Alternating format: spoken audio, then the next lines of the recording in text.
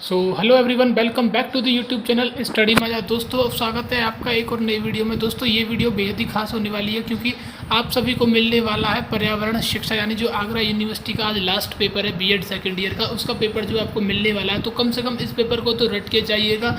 हो सकता है कि ये पेपर आपको एग्जैक्ट देखने को मिले। दोस्तों, इस पेपर की लीक होने की बहुत ज़्यादा प्रबल संभावना है। तो इसमें जो भी क्वेश्चन है आप उनको एक बार ज़रा देख लीजिएगा। हो सकता है यही क्वेश्चन आपके जो पेपर में आ जाएँ।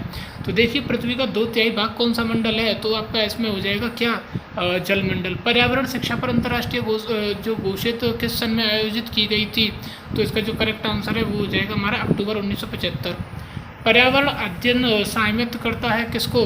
तो इसका हो जाएगा उपयुक्त सभी को करता है। दोस्तों, इन क्वेश्चंस की मैं पीडीएफ जो अपने इसी टेलीग्राम चैनल पे भी डाल दूंगा, चाहे तो आप इसको पीडीएफ से भी कर सकते हैं। और ऐसी खास अपडेट्स के लिए अगर आपने अभी तक हमारे चैनल को सब्सक्राइब नहीं किया तो सब्सक्राइब पहले कर लीजिएगा।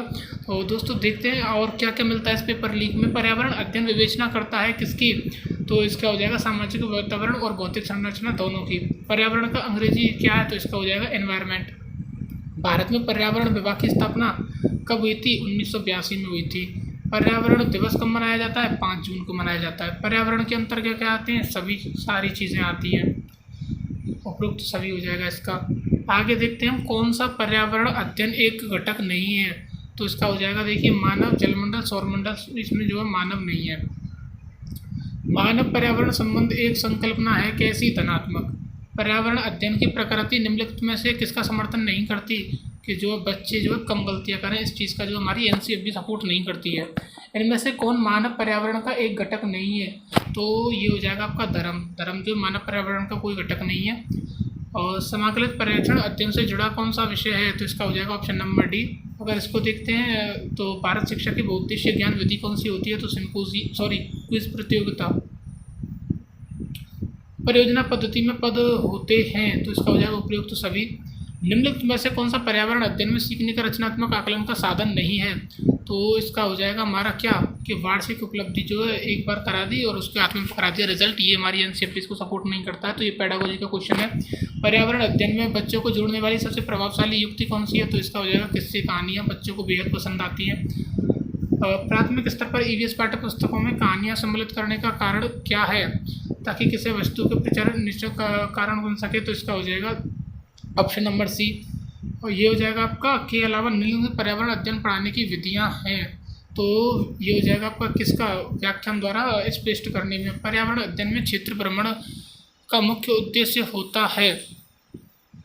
तो सरकारी योजना का जो है निर्वहन करना या प्रत्यक्ष अनुभव। तो इसका सीधा आंसर है प्रत्यक्ष अनुभव, यानी कि जब बच्चे भ्रमण करते हैं तो वो खुद फील करके उस चीज़ को देखते हैं पर्यावरण के बारे में। तो दोस्तों, ये क्वेश्चंस हैं जो आज आपके पेपर में आने वाले हैं, तो इनको सभी एक बार रट लीजिएगा। मतलब ऐसी निगाहों से देखिए कि बस आपको ऑप्शन नज़र आ जाए। पर्यावरण जागरूकता का सृजन किसके द्वारा किया जाता है?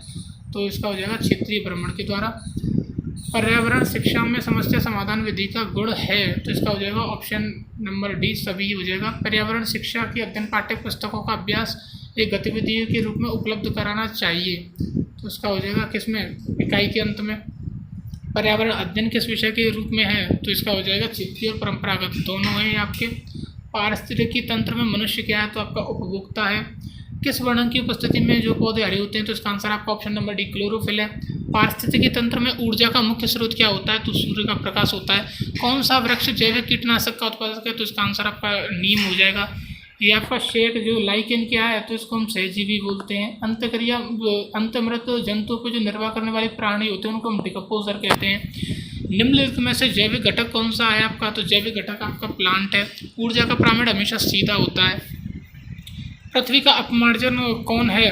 तो आपका पृथ्वी का अपमार्जक हो जाएगा आपका मृदा एवं जल प्रक्रिया, जिसके द्वारा पौधे प्रजनन करते कहते हैं क्या कहलाती है वो आपका? तो उसे कहते हैं कि हम परागण कहते हैं।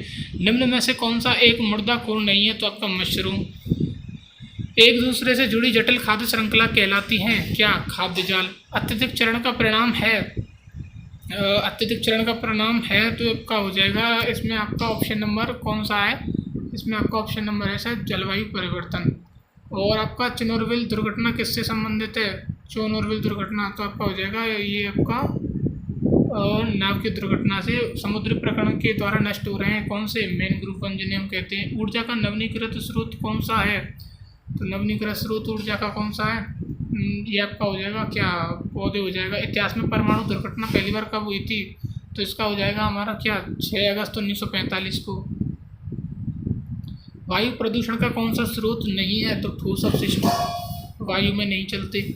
अम्ल वर्षा में उपस्थित होता है क्या, HNO3 और H2SO4, तो ऑप्शन नंबर डी हो जाएगा आपका। पारंपरिक ऊर्जा स्रोत एक उदाहरण है किसका, नाभिकीय ऊर्जा का। पर्यावरण सुरक्षित ईंधन कौन सा जो पर्यावरण को सुरक्षित, भाई साहब इसमें लकड़ी मत कर देना गलती से, क्योंकि लकड़ी तो पेड़ों से कट कर ही आएगा ना। इसका सही आंसर है रसोई गैस।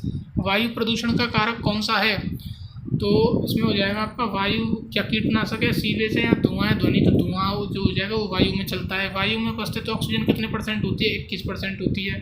विश्व जल दिवस जो होता है आपका 22 मार्च को मनाया जाता है। गंगा एक्शन प्लान ने ये कब शुरू किया गया था, तो सन 1985 में शुरू किया गया था। गिर जो है वो शेर के लिए प्रसिद्ध है, और कहाँ पे है ये गिर, ये आपका गुजरात में है। एक मार्ग का संबंध किससे है, तो आपका जो गुणवत्ता से है। बायोडीजल तैयार किया जाता है किसके द्वारा, जयत्रोफा द्वारा। चिपको आंदोलन के प्रणेता कौन है, आपके सुंदरलाल, और कहाँ पे हुआ था, ये उत्तराखंड में हुआ था। काजीरंगा जो है असम का है, किसके लिए, एक सींग वाले घेड़े के लिए। ओजोन दिवस जो आपका कब मनाया जाता है, 16 सितंबर को। पृथ्वी दिवस आपका कब मनाया जाता है, तो ये हो जाएगा आपका 22 अप्रैल को। और आपका राजस्थान में कौन सा एक नवीकरण संसाधन नहीं है, तो इसका हो जाएगा प्राकृतिक गैस। शून्य प्रदूषण वाला देश जहाँ बिल्कुल प्रदूषण नहीं है वो कौन सा है, स्विट्जरलैंड। भूमि का उपयोग होता है कृषि में, आवास स्थल है उपयोग सभी में। तो दोस्तों ये थे वो क्वेश्चन जो आज आपके पेपर में आने वाले हैं, तो इनको अच्छी तरीक़ा से एक और बार देख लीजिएगा, रट लीजिएगा। बाकी बताइएगा कि आज आपका जो BEd सेकेंड ईयर का जो लास्ट एग्जाम है वो कैसा हुआ है। तो दोस्तों इन क्वेश्चन को तो छोड़ के मत जाइएगा, 60 क्वेश्चन हैं, और ये जो आपका पेपर है वो लीक हुआ, तो ऐसे ही हमें अपडेट मिली थी, ऐसे आपके लिए दे दिया गया है। बाकी आप कमेंट में बताइएगा कितने क्वेश्चन इसमें से आए और कितने क्वेश्चन नहीं आए।